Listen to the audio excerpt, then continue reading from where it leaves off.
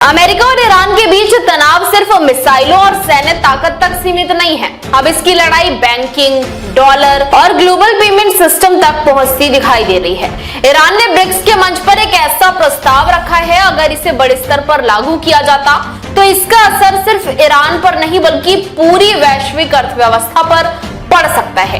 आखिर ईरान का प्लान क्या है और सबसे बड़ा सवाल, इस पूरे खेल में भारत की भूमिका इतनी महत्वपूर्ण क्यों हो गई है? चलिए पूरा मामला आसान भाषा में समझते हैं।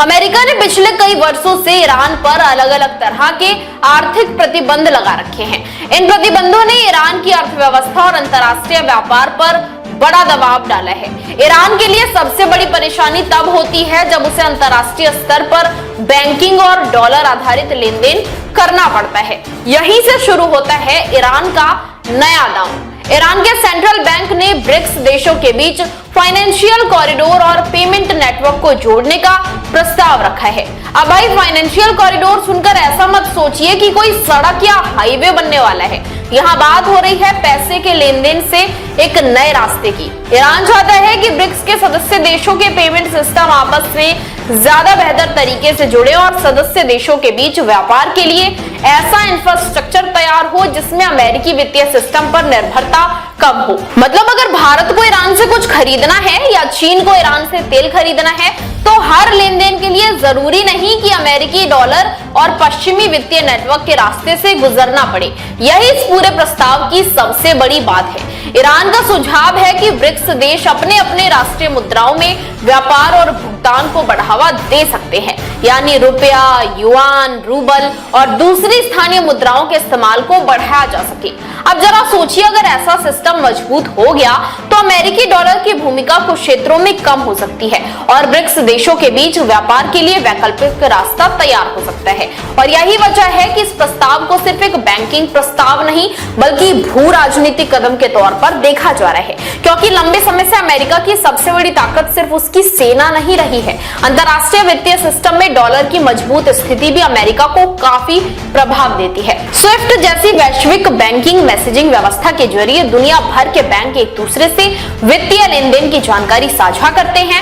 ईरान पर प्रतिबंधों के कारण उसका अंतरराष्ट्रीय बैंकिंग सिस्टम से जुड़ना काफी मुश्किल हुआ है। ऐसे में ईरान के लिए वैकल्पिक पेमेंट नेटवर्क किसी लाइफलाइन से कम नहीं होगा। अब सवाल उठता है, अगर ये सिस्टम बन गया तो फायदा कैसे होगा? सबसे पहला फायदा ईरान को मिल सकता है। अगर ईरान ब्रिक्स देशों के साथ वैकल्पिक भुगतान व्यवस्था के जरिए व्यापार बढ़ाने में सफल होता है तो उस पर अमेरिकी वित्तीय प्रतिबंधों का असर कुछ हद तक कम हो सकता है। दूसरा फायदा चीन जैसे बड़े व्यापारिक साझेदारों के साथ व्यापार में हो सकता है। ईरान के लिए तेल सबसे महत्वपूर्ण निर्यात उत्पादों में से एक है। अगर उसे अपने प्रमुख व्यापारिक साझेदारों के साथ वैकल्पिक वित्तीय चैनल मिलते हैं तो वो प्रतिबंधों के बीच व्यापार जारी रखने के लिए ज्यादा विकल्प हासिल कर सकता है। लेकिन कहानी में सबसे दिलचस्प किरदार है भारत। क्यों? क्योंकि ब्रिक्स की अध्यक्षता इस समय भारत के पास है और ऐसे में ब्रिक्स के भीतर वित्तीय सहयोग से जुड़े प्रस्तावों पर भारत की भूमिका महत्वपूर्ण हो जाती है। लेकिन भारत के सामने भी आसान रास्ता नहीं है। एक तरफ भारत के रूस और ईरान समेत कई देशों के साथ रणनीतिक और आर्थिक रिश्ते हैं, दूसरी तरफ अमेरिका भारत का एक बड़ा व्यापारिक और रणनीतिक साझेदार है और अमेरिकी प्रतिबंधों या संभावित टैरिफ का असर भारत के कारोबार पर पड़ सकता है। यानी भारत को इस पूरे मामले में दोनों तरफ संतुलन बनाकर चलना होगा। अब यहाँ अमेरिका की तरफ से सामने आने वाली चेतावनियों को भी समझना जरूरी है। ईरान से जुड़े व्यापार पर अमेरिका लंबे समय से कड़े प्रतिबंध लगाता रहा है और अमेरिकी प्रशासन उन देशों पर भी दबाव बना सकता है जो प्रतिबंध संस्थाओं के साथ कारोबार करते हैं। यही वजह है कि ब्रिक्स का कोई भी वैकल्पिक पेमेंट सिस्टम बनाना सिर्फ तकनीकी का मामला नहीं होगा, इसके साथ राजनीतिक और आर्थिक जोखिम भी जुड़े होंगे। अब एक और सवाल, क्या ब्रिक्स सच में स्विफ्ट का विकल्प बन सकता है? सीधा जवाब है, ये आसान नहीं है, क्योंकि एक ग्लोबल पेमेंट सिस्टम बनाने के लिए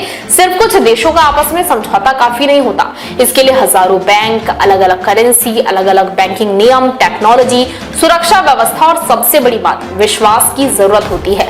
हर देश की बैंकिंग व्यवस्था अलग है, भारत का सिस्टम अलग है, चीन का अलग, रूस का अलग और ईरान का भी अलग है। इन सभी को एक दूसरे के साथ जोड़ना तकनीकी और राजनीतिक दोनों स्तरों पर बड़ा काम होगा। हालांकि ब्रिक्स देशों ने पहले से ही स्थानीय मुद्राओं में व्यापार बढ़ाने और वैकल्पिक भुगतान व्यवस्था पर चर्चा की है। ईरान और रूस के बीच भी पेमेंट सिस्टम को जोड़ने की कोशिशें हो चुकी हैं। अब ईरान चाहता है कि इसी तरह की व्यवस्था को बड़े ब्रिक्स नेटवर्क तक ले जाया जाए। अगर ऐसा हुआ तो दुनिया में एक ऐसा वित्तीय नेटवर्क उभर सकता है जो पूरी तरह डॉलर पर निर्भर हो।